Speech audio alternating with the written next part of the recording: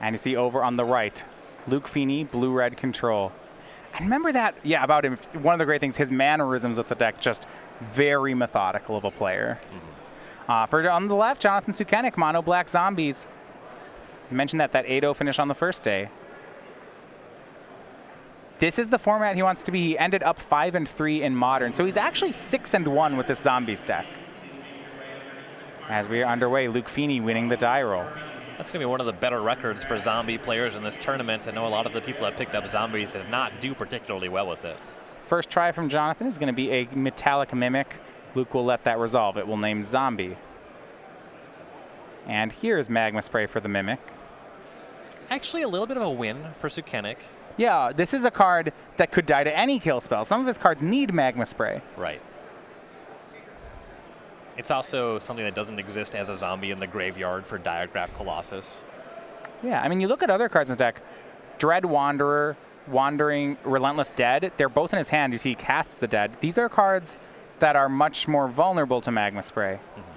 As it turns out, it's going to be Disallow on the Relentless Dead. You see Jonathan replacing a cracked sleeve here. And now that Luke's out of mana, that will give him an opportunity to land a Dread Wanderer into play. And that would have been a juicy target for that Magma Spray. Yeah, some good. I like that Sukenik used the Metallic Mimic to check for Magma Spray here. A small win for him. Now in this matchup, Jonathan's going to need a lot of these small wins to add up. Yeah. Dread Wanderer swings for 2. At this stage, you have to be concerned about Fenney untapping and casting Sweltering Suns. So that's something you want to manage around. Land from Sukenik. Looks like it's going to be Dark Salvation for 1. Dark Salvation, a card that's not of a particularly high value in a matchup like this.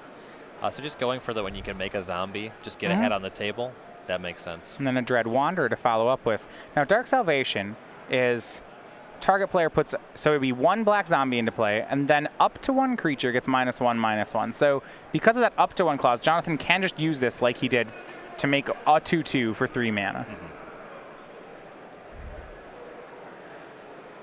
And here's going to be that sweeper check you're talking about. It was suspicious that Luke let all those spells resolve last turn, but he extends a hand showing he doesn't actually have the sweeper. So now... And the end-step Harness Lightning definitely suggested that he'd at least be able to untap these Dread Wanderers. And a swing, and then a post-combat Liliana's Mastery from Jonathan. That'll get hit by Disallow. Now, with that pump effect, why would he be doing it post-combat? He wants to see if Fenney goes for some removal spells in combat instead of just taking 4. There's also the possibility, if Fenney activates Wandering Fumarole as a blocker, getting away a Dread Wanderer, that would turn him off counter mana for the Mastery. If you cast it main phase, it's a very obvious spell to just counter. Glimmer of Genius main phase from the blue-red player. He'll put both to the bottom and draw 2.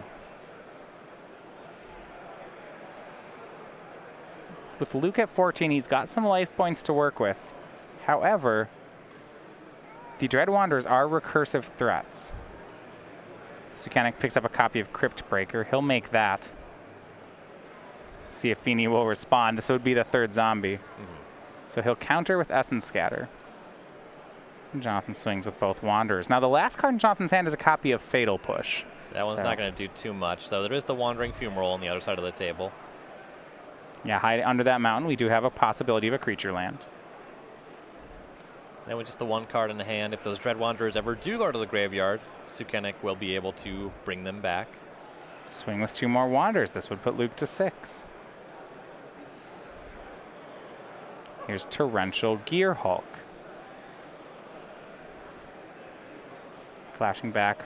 Looks like Glimmer of Genius. Both that to the bottom. Is hard to resist. Yeah. Drawing 2, picking up another Disallow.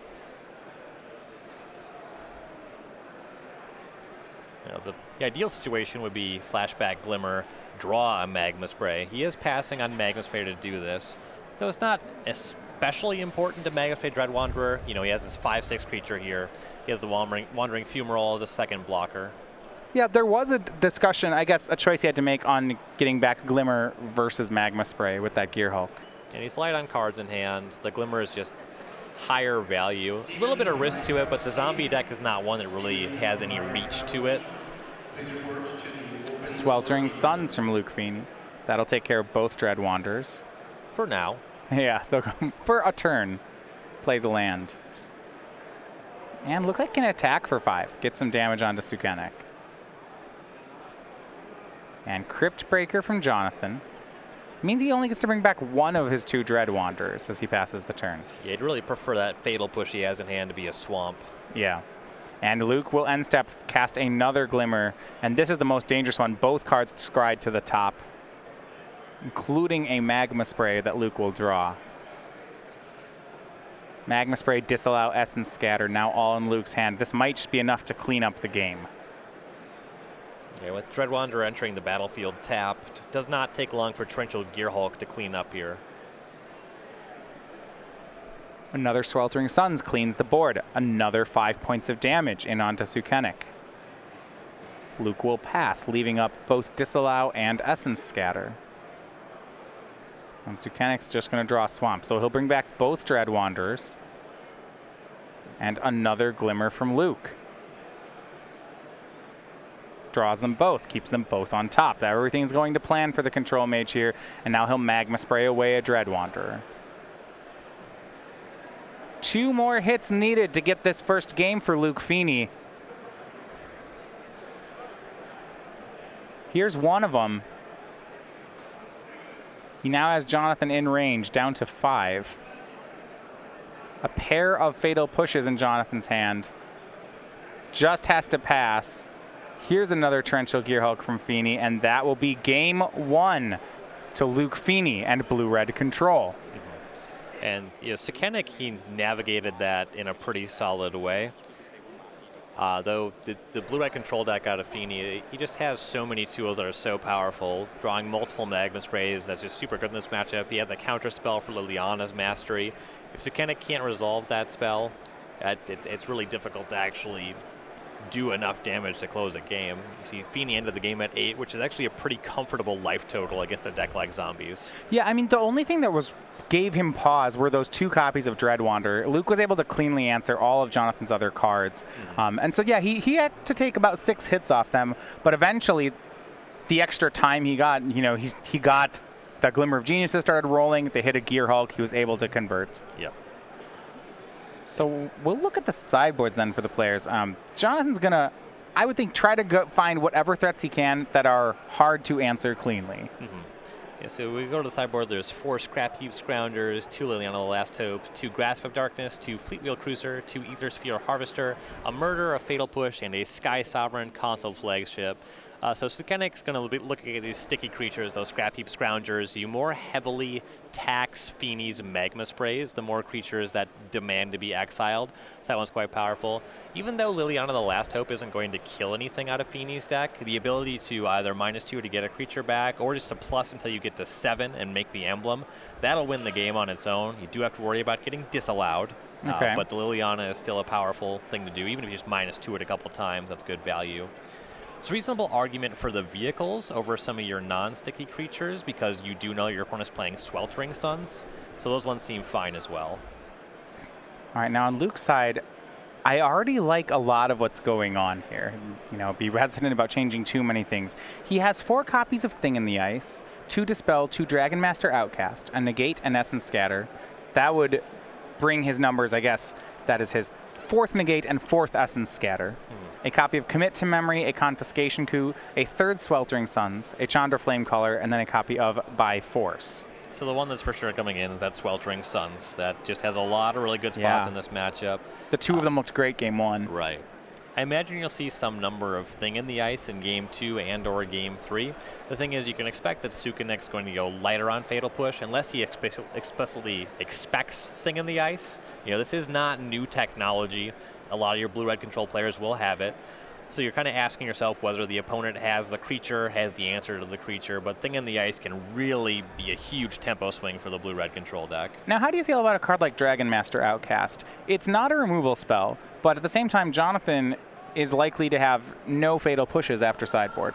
If it was large enough on its own to trade with the creatures on the other side of the battlefield in a meaningful way, I'd be more into it. Technically, this is a 6-mana spell that takes a turn to make a reasonable blocker. I don't think this is the matchup for Outcast. Second game, Jonathan will be on the play. Now remember, if Luke wins this next game, that will lock him for the top 8. A lot on the line here at the Invitational. Foremost, one thing I know that a lot of the players are excited about is the winner of the Invitational gets their own likeness immortalized on a token of their choice. Most recently, that was Jacob Baugh winning the Season 3 Invitational with Aetherworks Marvel last season. Got himself on the energy counter, one he needed a lot during that tournament. Yeah. This one having been given away all during Season 1. Right now, you still have an opportunity. This was the last open it was given at, but until you can still get it if you missed out on Season 1. It ships with any order from the StarCityGames.com store of at least $5. The window on this one's going to close soon, though. In 2 weeks at the Cincinnati Open, we will be already debuting the winner's token from this event. Yeah, really excited to find out who wins, what token they make. Of course, you've seen the Jacob Baugh token featured in our intro all weekend, our new intro. It's really cool stuff. You know, this is one of the things that, sure, I mean, there's a lot of prizes to the Invitational, but this is one of the biggest prizes for a lot of the players. I think the trick is to choose, what token you pick. You want to pick something that sees some use, you know. For Jacob Baugh and Max McVitie, both think hitting it out of the park on their choices. They're great as far as the immediate future of Standard. We've seen a lot of Tom Ross infect counters throughout time. The Caleb Shear Storm counter, that one comes out now and again. I don't think we see the Tom Ross Vampire much anymore. No. The infect counter was a good call. Right.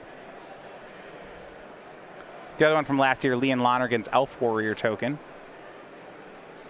We see it from time to time. There's some Dwinen's Elite. That, of course, being the reason he picked the card that is a 4 of in his Invitational winning Elves deck in Modern.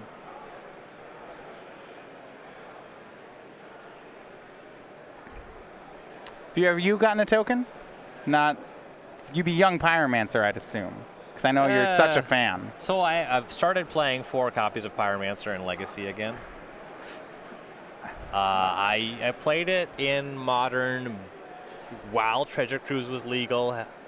That makes sense. Had it in my deck the first tournament I played with Tassiger when Tassiger came out. Since I started casting Kolaghan's Command in Modern, Young Pyromancer has been untenably bad, and Kevin Jones is going to lie to you and tell you I'm wrong. Don't let him trick you. He's a bad person. Looks like Luke Fenney on a mulligan to 6 here for the second game. Young Pyromancer always feels like its playability, it has to do with the supporting cast. It used to be your only out to ever compete with the Lingering Souls deck, and you still probably just lost to Abzan. It's just historically been the worst matchup for these modern Delver decks, except when Treasure Cruise was legal and you had no bad matchups. I would like to go back to that Modern, to be entirely honest. All right, Sukenik starting off turn 1 Cryptbreaker. Fenney kept keeping his 6 and scrying to the top. He's kind of sliding the Cryptbreaker over, but no Magma Spray here just yet. In fact, basic Island to lead off. Sukenik's not terribly worried about that. Looks like Fenney's cycling Sensor off the island. Does he have another land? It's going to be the next question. Looks like there's an Ether Hub. That's okay. That's okay. And Ether Hub will be the play. So we'll have red mana once.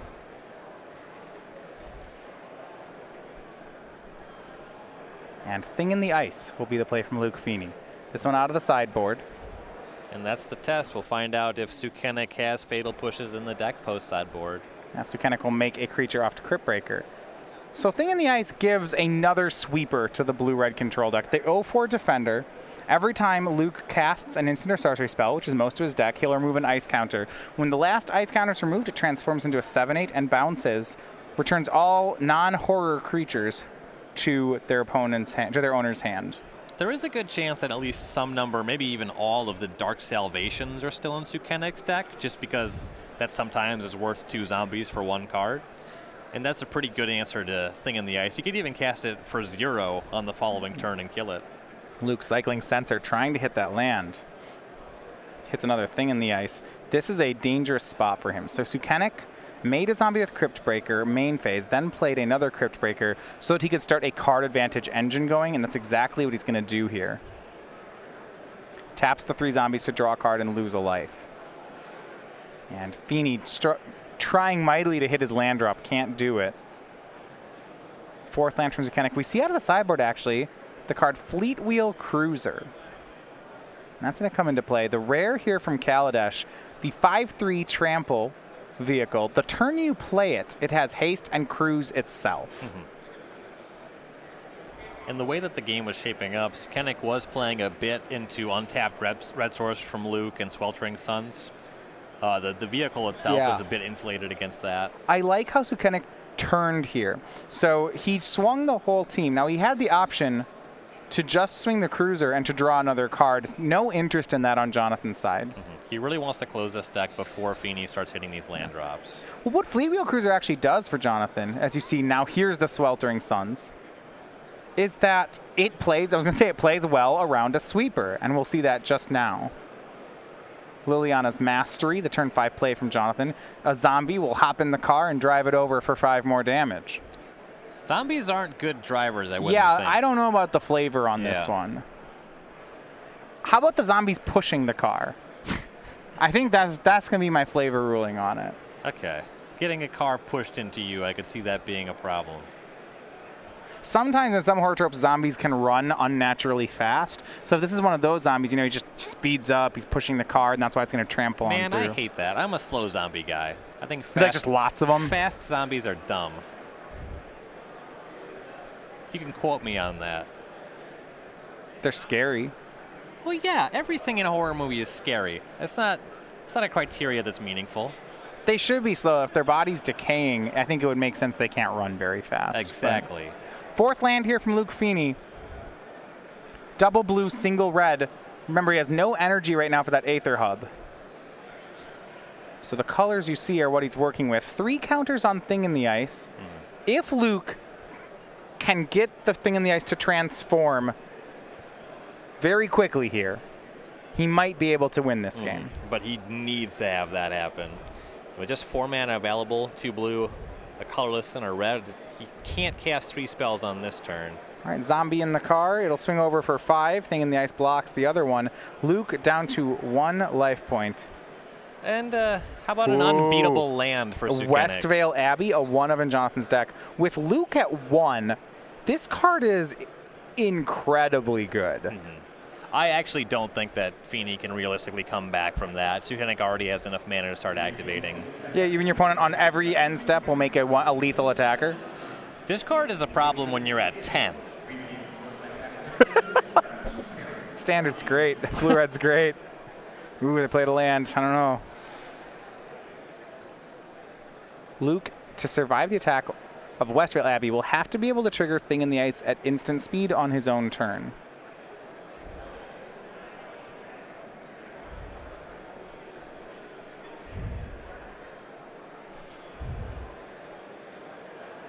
Seven cards in hand. I don't believe he has any lands. Has access to a hieroglyphic illumination and a commit to memory, but that's 1 spell and he's a land. Yeah, I mean, he could illumination. Here's what he's doing. He's trying to illuminate into, say, land magma spray. There's the mountain. Land. Is that the spray? It might have been Sweltering Suns. It was a red card. If it's magma spray, he's still in. Or if spray was already in his hand. That might be the case. Way to play to his outs, and he's going to hit. And then he's going to need to continue to have answers to 1/1 token for the foreseeable future. Yeah, we're not done yet. Jonathan, 3 lethal attackers. He's got to decide if he wants to have the Fleet Wheel Cruiser bounced or not. Yeah, when you have the 3 lethal attackers anyway, it doesn't really make sense to crew. Well, kind of. You might want the Fleet Wheel Cruiser to get bounced. Suppose you don't have any gas to clear outside making a land drops. Eventually, you'll get to a point where you can activate Abbey and cast Cruiser in the same turn. Yeah, I mean, you do run the risk then of Luke countering it. Right.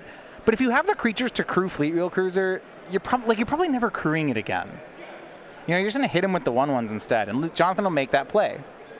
So here's the swing. And yeah, here's going to be the Magma Spray from Luke.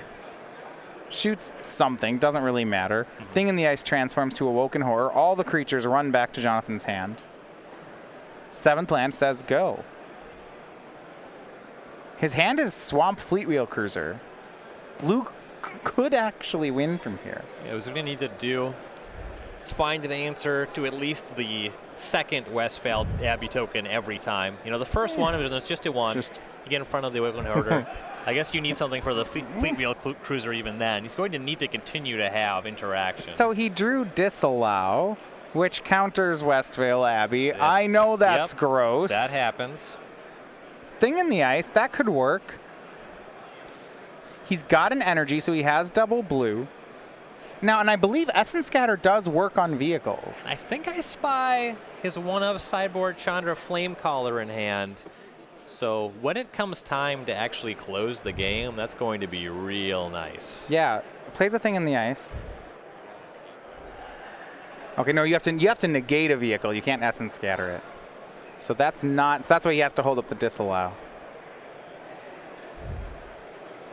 Yeah. Fortunately, Glimmer of Genius on an earlier turn, replenishing that Ether Hub energy, so he was leaving up Disallow. Another Magma Spray picked up for Luke. He's doing it. Yeah, he's doing it. That's good. He has another answer for that 1/1 token. Another counter off the Thing in the Ice. And you're right, there's a line here. 2 Awoken Horrors. That's a 7/8. 7/8, 7/8 Chandra Flamecaller is 20. So he can just, you mentioned lethal it all in one turn. Yep. And every time Sukenik activates Westphal Abbey, he is losing life. There's a little bit of drainage happening there. Yeah, with 2 Awoken Horrors, that could matter. And look at Feeney's hand. Essence Scatter, negate, disallow. Looks like commit to memory. And look at this, he's going to swing an Awoken Horror. A hugely aggressive play from Luke. Yeah, well, he has the 0/4. He has a Wandering Fumarole. I like it. He's going for a win on the next turn. Go back to Sukenik, draws Relentless Dead. Can cast that and activate the Abbey on this turn. Also has Fleetwheel Cruiser. But Luke knows about that one. It might just be time to play Cruiser and shove. Yeah, I think that's where Sukenik's going. Here's the 5/3. This should get a counter spell out of Luke's hand. I've got to do something about this. And it looks like it's do it. Disallow will counter and remove a count. Bring the Thing in the Ice down to 3. A swing with both 1/1s from Luke. Magma Spray plus a block should cover it. Here's Magma Spray. Thing in the Ice down to 2. Here's a block. No damage yet. Here's Relentless Dead from Jonathan. Essence Scatter, Thing in the Ice to 1. This Chandra should win it. Chandra, fire up Fumarole. Either of those things.